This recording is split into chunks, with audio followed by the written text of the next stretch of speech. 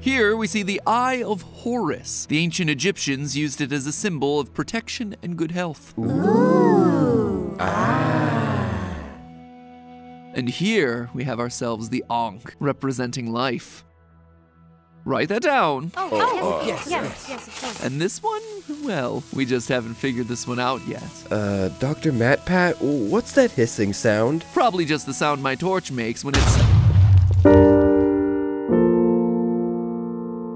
Hello, Internet! Welcome to Game Theory, the show that continues to chisel away at the hidden lore of Minecraft. And in that little archaeological dig, we've covered the secrets hidden in a lot of Minecraft's environments, from the game's underwater biomes, to the woodland mansions and caves, to what lies beyond the portals to the Nether and the End. But one that I've largely left ignored up till now has been the desert biome, which I can now say, having researched this theory, was a huge mistake on my part. While the desert might be lacking in life, it is teeming with lore, filled with subtle game design decisions that give us details about the long-forgotten ancient world of this game, and connecting in with a lot of the theories that we've had since the earliest days of the channel. In short, the desert is where everything in the lost history of Minecraft's world began, which is why it is a shame that I am only starting to cover it now. So I hope you're thirsty, theorists, thirsty for a nice, tall, cool glass of knowledge, that is, because today is all about cats, creepers, and desert temples, oh my. But first, just a quick note here to say that brand new Theoryware is available right now, right below this video. For this new science collection, we actually pulled out all the stops to offer new items that we've never made available before. You've of course got all the apparel you'd expect, like this super cool geometric t-shirt and this awesome lightweight tech hoodie, which, it's worth noting, was designed alongside your feedback from our live streams. Chock full of all the premium details that you've come to expect with our merch, including dipped drawstrings, thumb holes, and double-lined hood. But then there's some cool new items that we've never made before, like Game Theory shoes. No joke, here they are, and they are unlike any shoe you've ever seen. I mean, what other shoe on planet Earth is gonna let you wear neon green like this on your feet? There's also our new Game Boy-inspired card holder if you're not the wallet type. The Game Theory card holder, able to hold everything from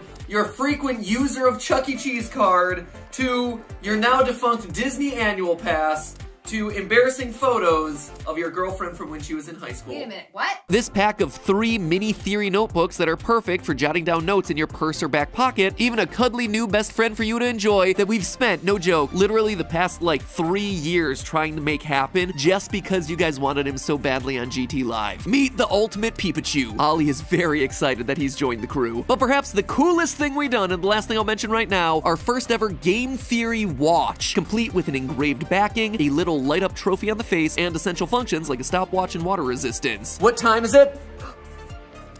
It's theory time.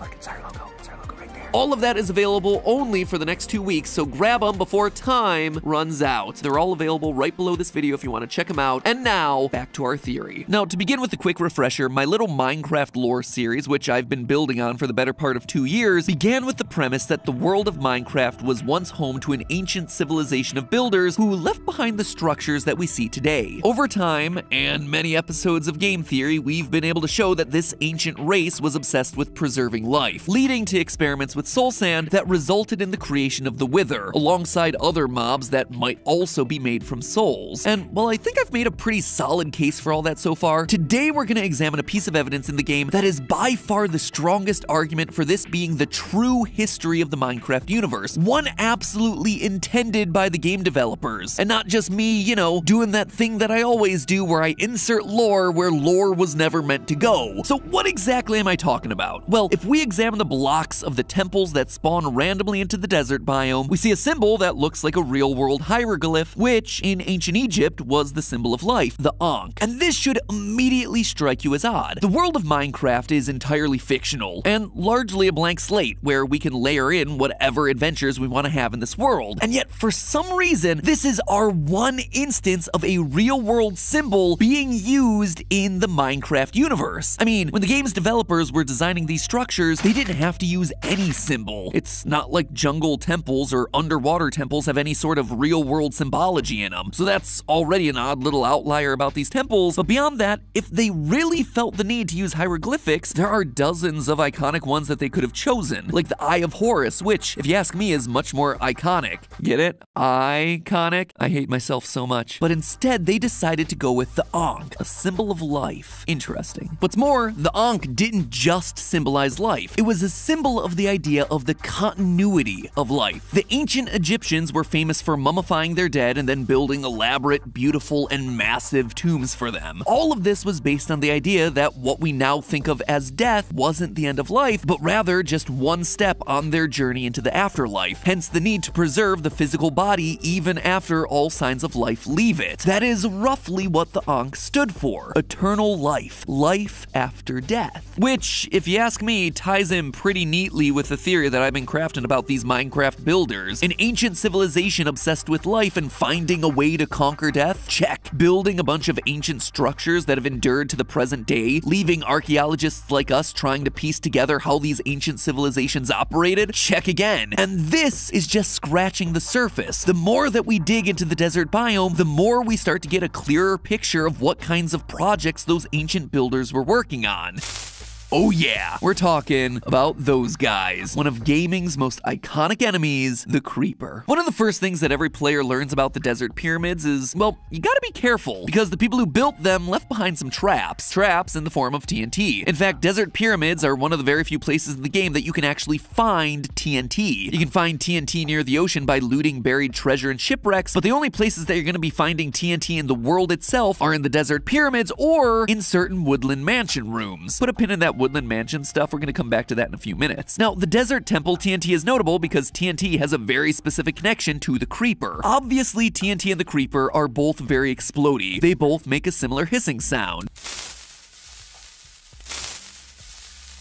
You may also notice that crafting TNT requires gunpowder, and one of the few reliable sources of gunpowder is killing creepers. What you might not know about the Creeper is that they are literally made of TNT. No joke, in the official Minecraft book, the Mob Bestiary, you get to see a cross-section of a creeper that has a TNT block shoved right into the center of its body. Now, in case you didn't realize this, Mother Nature doesn't tend to put neat little labels on your internal organs. Otherwise, all those dissections in high school science class would be way easier. No, this outright tells us that the Creeper was an artificial creation by some sort of people that would label a block of explosives as TNT. Like, for example, the same civilization that built the desert pyramids and rigged them with TNT traps. And yeah, I get that the TNT label is kind of a joke, but also it's kind of not a joke, because in that same Mob Bestiary entry, which is written from the perspective of an in-world adventurer, they point out that, quote, the ancient desert temples clearly portray the Creeper's image. Now, it might seem weird at first to suggest that the Creepers were made by a civilization located in a desert, or even made in a desert at all. After all, creepers are green, and the desert biome is significantly less green than other places in the game world. But remember, this mob was made by an ancient civilization, and the desert they lived in might not be completely identical to the desert that we see today. In fact, just like with the Ankh, this is another place where I think turning to real-world Egypt can actually give us some insight. While most people's mental picture of Egypt just includes things like the pyramids and sand, lots and lots of sand, Egypt is also home to the Nile River, which is surrounded by lush plant life. Now, way back in 2014, I actually did a Minecraft episode all about the Creeper. Not a lore episode, but a science episode trying to pick apart what the Creeper could possibly be. Back then, I theorized that the Creeper's green color was peat moss, decayed vegetation often found near bodies of water like bogs, rivers, and marshes. And wouldn't you know it, but peat is, in fact, found near rivers like the Nile River in real-world Egypt. So yeah, turns out that real-world Egypt is home to the sort of stuff that creepers could potentially be made out of. But of course, we don't care about real-world deserts, we care about Minecraft deserts. Could a lush green bomb monster come out of there? We unfortunately don't see the same kind of lush floral wildlife in the game that we see in real-world Egypt after all. But could Minecraft's deserts have once flowed with a river similar to the Nile? Is there even a way that we could possibly tell this fact in a video game?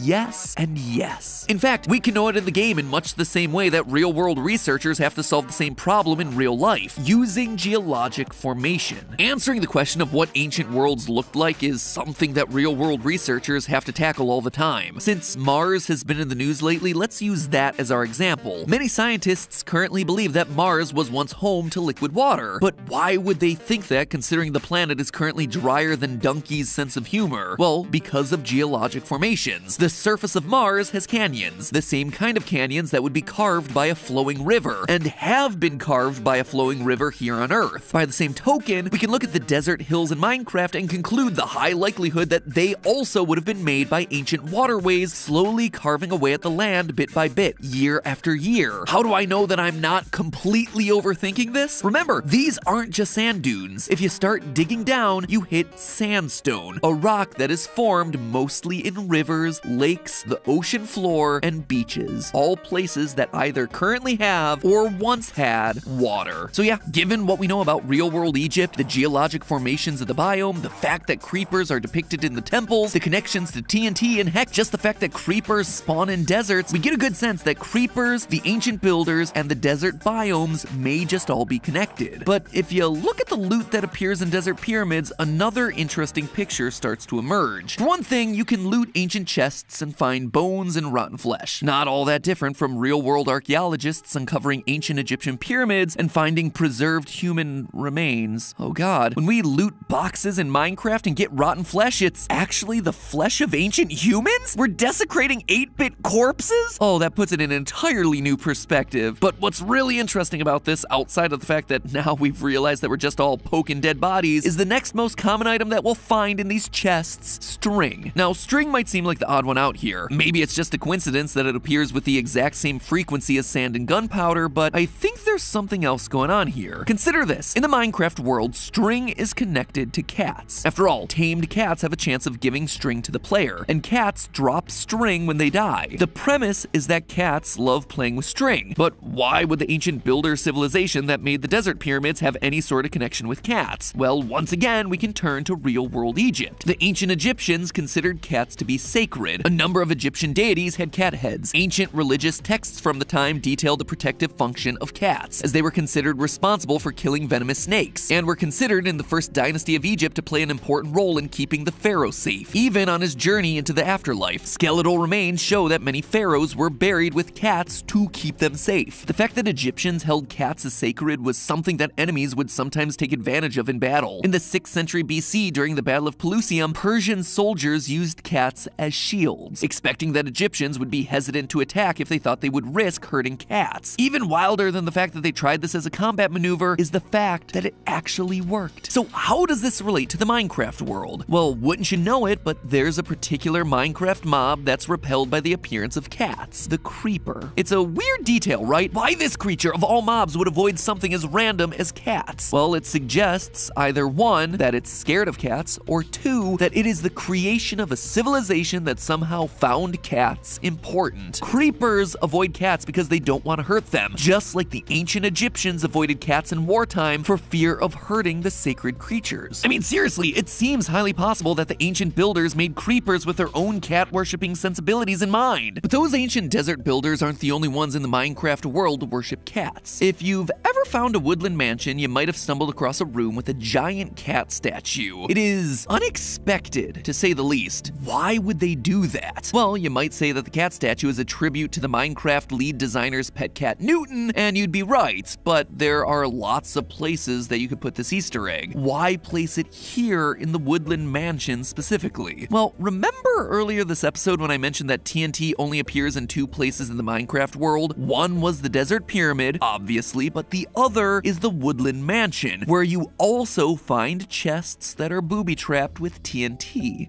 Something tells me that the Illagers might be copying someone's homework. And not just with cats and TNT either, but with the whole concept of life itself. I've spent multiple episodes trying to prove to you how the Illagers are experimenting with the power of eternal life, most notably through their usage of the totems of the undying. But these Egyptian connections just take it all one step further. Cats, TNT, Ankhs, a quest for eternal life, from ancient Egypt to Minecraft desert temples to woodland mansions, it all connects. And now we start to see how these pieces may start to fall together. Could it be that creepers were some of the earliest creations of the ancient builders, living in their desert temples? Perhaps it was their experiments with life and creating life that led to the creation of a walking, sentient pillar of TNT. And as a society that valued cats, just like their counterparts in real-world Egypt, and as evidenced by the strings stored throughout their loot boxes, they endowed their creations with a similar respect for felines. And from there, could it be that illagers are long-lost descendants of that culture with their cat statues and their TNT booby traps? Or are they just imitating this ancient culture, cargo culting it without really knowing the logic or reason behind it? Who knows? The answer to that question may be coming. I hear that this summer we're going to be able to do our own archaeological excavations in Minecraft. I mean, I can dig it, as in archaeology pun. Get it? Again, I hate myself. I am so sorry. Anyway, until that moment, that, my friends, is the uncanny connection between creepers, cats, and desert temples. The strange coincidences just keep building, don't they? And you can bet I'll be here to cover it all. But until the next one, remember, it's all just a theory. A game theory. Thanks for watching. You know, one thing they don't warn you about being a YouTuber is the sheer amount of time you spend staring at screens. For this theory alone, I had Minecraft on one monitor and Ancient Aliens on the other, with my vision split down the middle like the Me Gusta meme. That's right, 2010 meme reference for the win. I am so old. Anyway, long story short, my eyes are tired, and to combat that searing feeling in my retinas, I've been taking a lot more walks to unplug. But it's not like I'm stopping my YouTube viewing while I'm out amongst the majesty of nature. I am listening to all my favorite channels, like Donkey, who I mentioned earlier today. And that means I'm taking my Raycon wireless earbuds with me, our sponsor for today's episode. Raycon earbuds are comfortable and lightweight enough to really let me feel unplugged. Plus, their fit is secure enough that I never have to worry about them falling out, no matter how many West Side Story style high kicks and pirouettes I'm doing down my driveway. And yes, that is what I do down my driveway. Hashtag no shame, hashtag dance like no one's watching, which again was a viral video trend back in like multiple decades ago. Raycon gives you all the quality and features you want from a premium wireless earbud for half the price. Raycon's earbuds give you 6 hours of playtime, seamless Bluetooth pairing, more bass, and a compact design for a comfortable noise isolating fit. In fact, they are so sure that Raycons are the earbuds for you that they have a 45-day free return policy so you can try them for yourself. So head down your driveway and start sashaying with me using earbuds that are with you every step of the way. Raycon. Click the link down in the description below or go to buyraycon.com/MattPat, M-A-T-P-A-T, and get 15% off your Raycon purchase, making that already stellar price that much better. That is buyraycon.com/MattPat, M-A-T-P-A-T. Grab them now before this deal pulls a Minecraft and becomes ancient history. And I'll see you all next week.